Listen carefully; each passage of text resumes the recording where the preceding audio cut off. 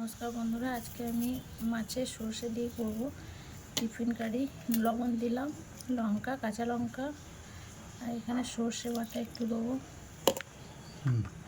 এখানে হলুদ গুঁড়ো দেবো, অল্প পরিমাণ চিনি দেবো, একটু লঙ্কার গুঁড়ো দেবো। এটা ভালো করে সর্ষের তেল দেবো, দিয়ে মেখে নেবো। টমেটো কুচিগুলো দিয়ে দেবো, ভালো করে মেখে নেবো। দিয়ে ভালো করে মেখে নিয়েছি, এবার ঢাকা দিয়ে দেবো। এবার আমি কড়াইয়ে জল দিয়ে দেবো, টিফিনটা বসিয়ে দেবো, ঢাকা দিয়ে দেবো 10-15 মিনিট।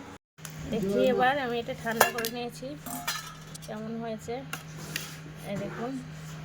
আমার সর্ষে মাখা হয়ে গেছে, দেখুন খেতে কেমন হয় জানি না। ভালো লাগলে কিছু লিখবেন, কমেন্ট